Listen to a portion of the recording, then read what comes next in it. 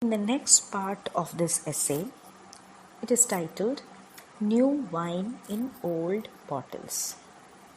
In this part, she talks about literary canon. Literary canon refers to a list of works or narratives that are considered to be most important and influential. For example, if we take the literary canon of English literature, that is, if we take the list of English literary works, important literary works, the literary canon of English literature, we see important works like Shakespeare's plays, Romeo and Juliet, Macbeth, then some other works like Animal Farm, then Pride and Prejudice, then Great Gatsby, then Lord of the Flies, Shakespeare's Hamlet, Sense and Sensibility by Jane Austen, then Great Expectations, Tale of Two Cities. Just any literary work that comes to your mind when you think of literary canon, all those accepted and high texts or great works of literature that is considered very important all through these generations. That's literary canon. So here I mentioned Jane Austen. Jane Austen has been included in the literary canon of English literature. She's a woman writer. Similarly, if we just check the Indian literary canon, especially Indian writing in English, we come across names like Salman Rushdie, R.K. Narayan, V.S. Naipaul, Vikram Seth, Arundhati Roy, Anita Desai, Kiran Desai, Aravind Adiga, etc. And the list goes on. Of course, Rabindranath Tagore, Sarojini Naidu, etc. And the list goes on. So this is that. What do you mean by this literary canon? All those accepted list of books. But then there are many writers who are there outside this literary canon. But many of them don't find space in this list. But why? So this is what Mary Eagleton talks about. She says that this sort of canonization of works exists in male tradition or in general literary canon. So what does she say? Mary Eagleton says that this sort of canonization or this sort of classification exists within the male literary tradition or in the general literary tradition. But then again, she says that even in the context of women's writing, you can see this sort of classification. Fine. And Eagleton states that it is an awkward process to classify a work as good, great, mediocre, or poor. That is an awkward process because aesthetic value, it is not universal or it is not eternal. It does not reside within the text, but rather it develops or it is produced in the act of reading. For some of us, some texts will not be appealing, but for others, they might love it a lot. So who is finding or who is creating this literary canon? It is their subjective or their personal opinion. It cannot be considered as a universal criteria.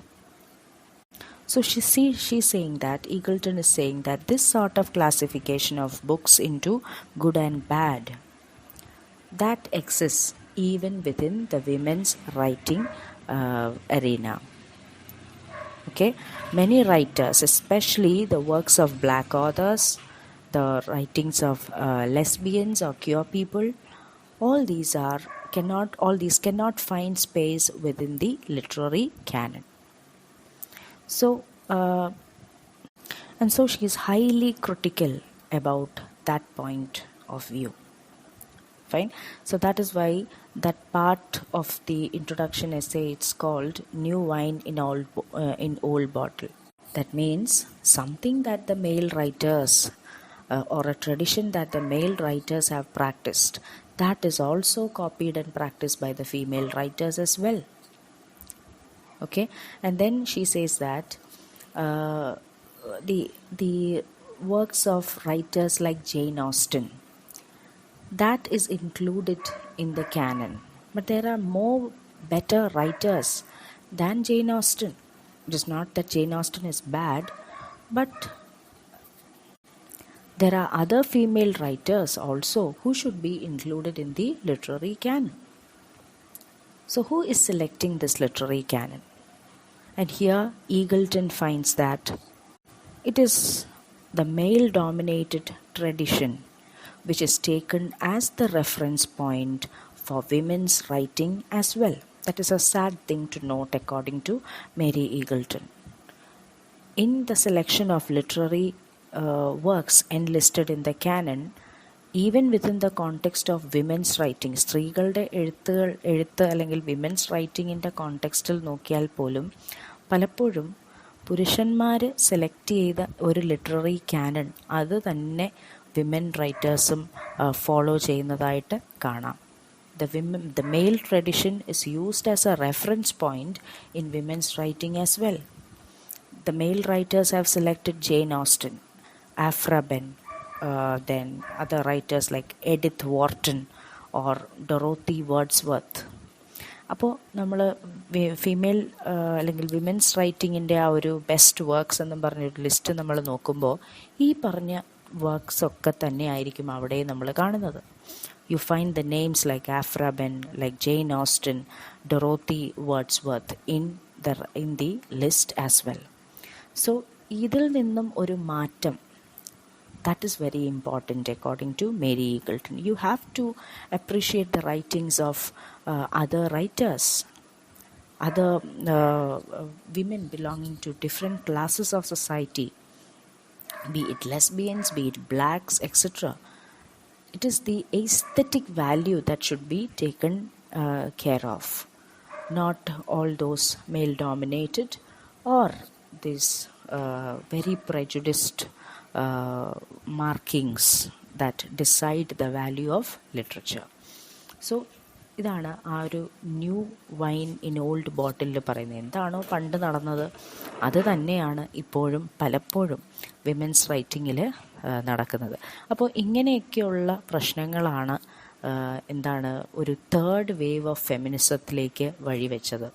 Okay, ഈ ഒരു universal womanhood എന്നൊരു concept they started reacting to that, and they said that individualism is important. Every woman's experience is different. Every woman's experience is important. It is diverse. Okay, അതേപോലെ തന്നെ literary വർക്ക്സും നമ്മൾക്കൊരു preset ഒരു list of works കൊടുത്തിട്ട് ഇതാണ് നല്ല works അല്ലെങ്കിൽ ഇതാണ് women റൈറ്റേഴ്സിൽ ഏറ്റവും ബെസ്റ്റ് എന്ന് പറയാൻ പറ്റില്ല. അതുപോലെ തന്നെ മെയിൽ റൈറ്റേഴ്സിലും every work has its own aesthetic content, has its own aesthetic value. അത് ആരാണ് മനസ്സിലാക്കുന്നത്? Only the reader can understand it. It develops in the process of reading. നമ്മൾ വായിക്കുമ്പോൾ വായനക്കാരനാണ് ആ ബുക്ക് നല്ലതാണോ ചീത്തയാണോ അല്ലെങ്കിൽ അയാളാണ് ഡിസൈഡ് ചെയ്യുന്നത്. അതും ഓരോരുത്തരുടെയും വായനാ അനുഭവം വ്യത്യസ്തമായിരിക്കും. ഓരോരുത്തരുടെയും റീഡിങ് എക്സ്പീരിയൻസ് ഡിഫറെൻ്റ് ആയിരിക്കും. നമ്മളൊരു ഫിലിം കാണുമ്പോൾ പോലും അങ്ങനെയാണ് അല്ലേ. ഒരു സിനിമ ചിലപ്പോൾ നമുക്ക് ഇഷ്ടപ്പെടും, ഒരു സിനിമ അതേ സിനിമ തന്നെ ചിലപ്പോൾ മറ്റൊരാൾക്ക് ഇഷ്ടപ്പെട്ടെന്ന് വരത്തില്ല. So it is purely subjective. So you cannot class a work as bad or good based on a general opinion. It is purely subjective. So this is the point that Mary Eagleton puts forth. The next and the last part of the introduction chapter of Mary Eagleton's essay is titled The French Perspective. Okay, the French Perspective. And in this part, she talks about the recent developments in French feminist theory. Okay, the recent developments in French feminist theory. So in order to describe that, she compares it with the Anglo-American criticism, feminist criticism. According to Mary Eagleton, the Anglo-American feminist criticism considers a female tradition, a female writing tradition, as a hidden treasure in literary history.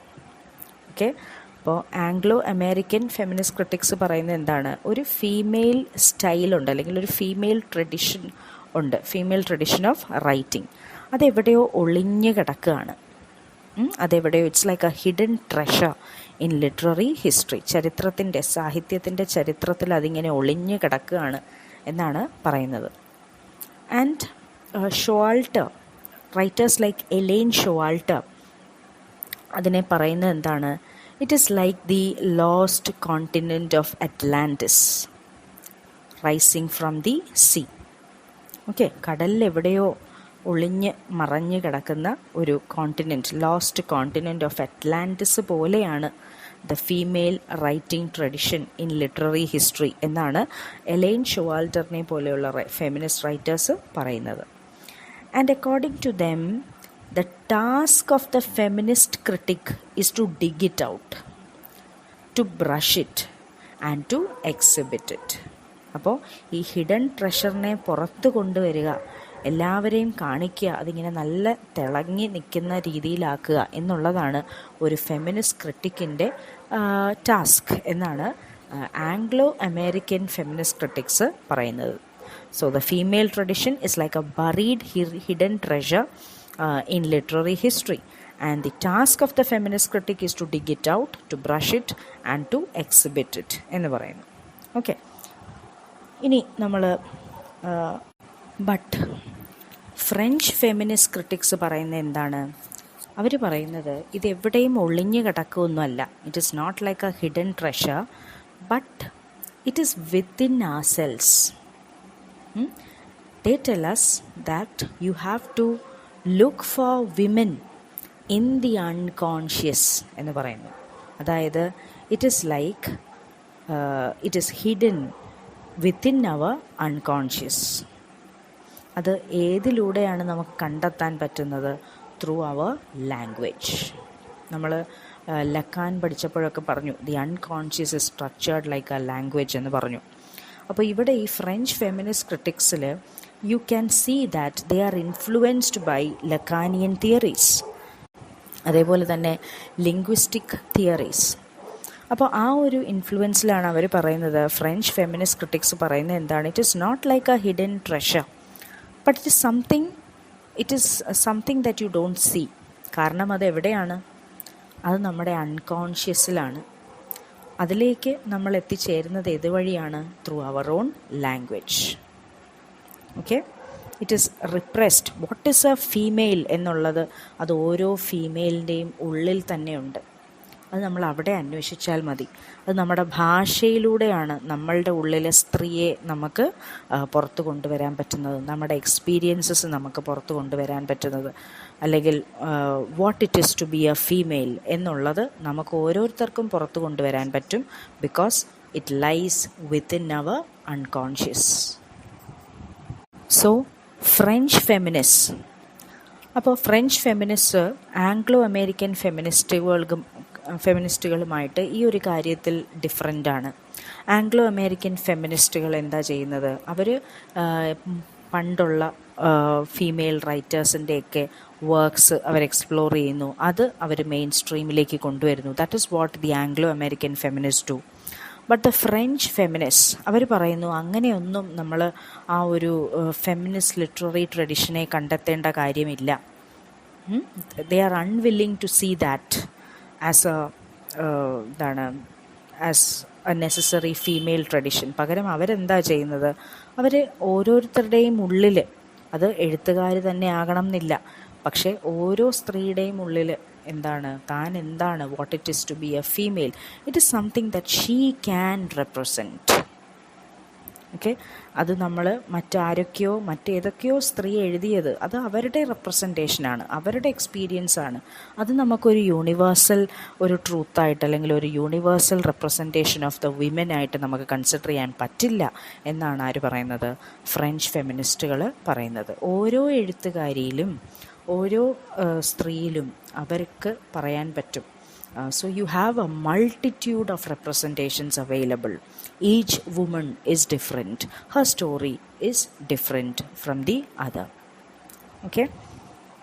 So Mary Eagleton is quoting Shoshana Fellman. Shoshana Fellman is an American feminist critic, and while exploring the works of many female writers, Fellman has asked, പല female നോവലിസ്റ്റുകളും പല female ഡയറക്ടേഴ്സും അവർ പലപ്പോഴും ആ ഒരു mail ideology തന്നെ propagate ചെയ്യുന്നതായിട്ട് കാണാറുണ്ട്. അതായത് what is something, എന്താണോ ഒരു മെയിൽ ഐഡിയ ഓഫ് ഫീമെയിൽ, അത് തന്നെ പല എഴുത്തുകാരിലും കാണുന്നതായിട്ട് ഒരു ക്രിറ്റിസിസം ആരുന്നയിച്ചിട്ടുണ്ട്? Shoshana Felman, and she's an American feminist critic, and she asks, are these novelists and directors speaking as women, or are they speaking the language of men? Okay, and she for example, Margaret Thatcher, the woman prime minister of Britain, അപ്പോൾ Margaret താച്ചറിൻ്റെ ഓട്ടോബയോഗ്രഫിയൊക്കെ വായിച്ചിട്ട് ഈ Shoshana Felman തന്നെ ചോദിച്ചിട്ടുണ്ട്, Margaret Thatcher, is she speaking as a woman, or is she merely the ventriloquist dummy for a male voice? അതായത് പുരുഷൻ്റെ ആ ഒരു ഐഡിയോളജിയാണോ അവർ ഒരു സ്ത്രീയുടെ ശബ്ദത്തിലൂടെ പുറത്തുവിടുന്നതാണോ എന്ന് ചോദിച്ചിട്ടുണ്ട്. അപ്പം പല ഫീമെയിൽ റൈറ്റേഴ്സും പല ഫീമെയിൽ ഡയറക്ടേഴ്സും ഈ ഒരു മെയിൽ ഐഡിയോളജിയുടെ ഒരു അതിൻ്റെ ഒരു ഹാർബിഞ്ചറായിട്ട് പലപ്പോഴും കാണാറുണ്ട്. അപ്പോൾ ഇത് ഷോഷാന ഫെൽമാൻ ഉന്നയിച്ച ഒരു ക്വസ്റ്റ്യനാണ്. ഇതാണ് ഫ്രഞ്ച് ഫെമിനിസ്റ്റുകൾ ചോദിക്കുന്നത്. ഫ്രഞ്ച് ഫെമിനിസ്റ്റുകൾ പറയുന്നത് എന്താ? If this is the case, how can we consider about a universal womanhood? പല സ്ത്രീകളും they are explicating the ideology of male authors. You cannot say that is a female tradition. Female tradition is different. അപ്പോൾ അതുകൊണ്ട് തന്നെ French ഫെമിനിസ്റ്റുകൾ പറയുന്നത് എന്താണ്? അത് ഓരോരുത്തരിലുമാണ്, ഓരോ റൈറ്റേഴ്സിലും ഓരോ വുമണിലുമാണ് നമ്മൾ ആ ഒരു what it is a woman എന്നുള്ള experience. It is her own subjective experience. You can not talk about a universal womanhood anywhere എന്നാണ് അവർ പറയുന്നത്. ആൻഡ് അതിനെ സപ്പോർട്ട് ചെയ്തുകൊണ്ട് നമ്മളുടെ ഒരു ഇന്ത്യൻ ക്രിട്ടിക്കായ, വെരി ഇമ്പോർട്ടൻറ്റ് ഫെമിനിസ്റ്റ് ക്രിട്ടിക്കായ Gayatri Spivak also has raised an issue related to this. Spivak പറഞ്ഞത് എന്താണ്? The problem is not only who is speaking and how is she speaking, but to whom is she speaking and on behalf of whom is she speaking. അപ്പോൾ ഈ ഒരു ഫോക്കസാണ് important.